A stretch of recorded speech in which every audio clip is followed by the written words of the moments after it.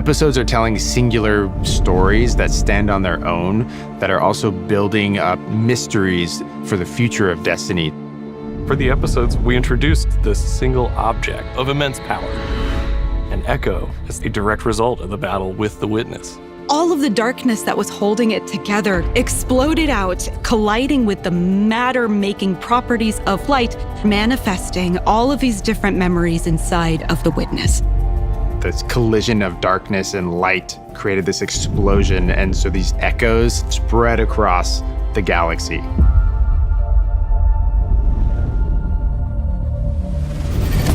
The first echo that we encounter landed on Nessus. What they find there is that this echo has transformed the planet, awoken it into something it's really not supposed to be. So we go down to Nessus, and we immediately realize that the Vex are acting a little strange. So we work with Failsafe and the first activity, Breach Executable. And this is a 3-player activity, arena style, kind of offensive that we haven't really done before. Got these big, cool, like geysers of radiolaria that explode out of the ground, and you need to cap them off while you're keeping the enemies at bay. Things that have only existed in the Vex net are now coming out into the real world. You're gonna see that, like, Nessus is different now. As we get deeper and deeper towards the core, it really starts to become very apparent. So you're gonna go down into these landmarks, and you're gonna unearth the ancient secrets of a lost civilization.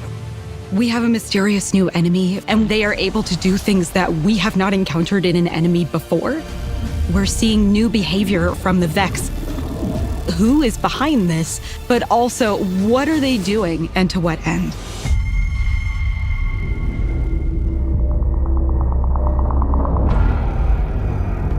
Revenant is gonna be very Fallen theme. The Fallen don't have a home planet anymore. Reese has been gone for a long time, and they've been looking for a new home across the galaxy. Revenant has more dark fantasy themes. It's about slaying vampires with a touch of Splicer mixed in. The player gets to be a Slayer Baron. We'll learn that in Elixni culture, this was a role that was reserved for the most renowned monster hunters.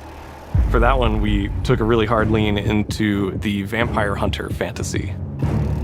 We're introducing the system called potion crafting. Combat potions boost your artifact directly, then your loot potions, those are going to allow you to have agency over the rewards that you're chasing. What we'd like to do in year 10 is give players more agency in their pursuits. You'll see more experiences where you can kind of decide what you want to do in this next step. Fikrul is back, and he's got the Echo. And this is what Fikrul's using to build his new army of darkness. And he's moved into an awoken watchtower. Fikrul's Vampire Keep. We took a lot of inspiration from horror for that one. Heresy is about the Hive Pantheon, dealing with some new interesting revelations that happen.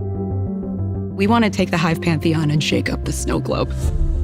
It means that we want to take the existing relationships that we see inside of it and put them through such a stress test that they come out changed.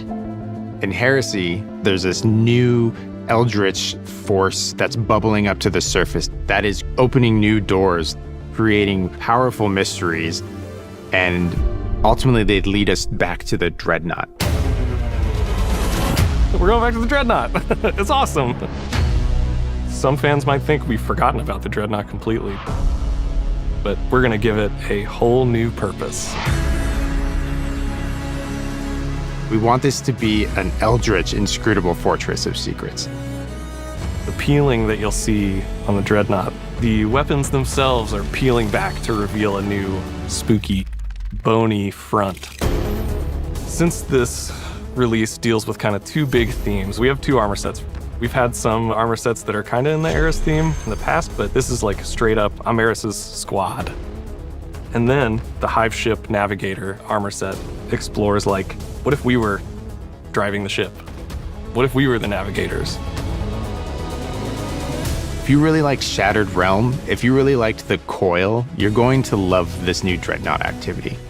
With every episode, there are a ton of interesting twists and turns that I don't think anybody's really going to suspect.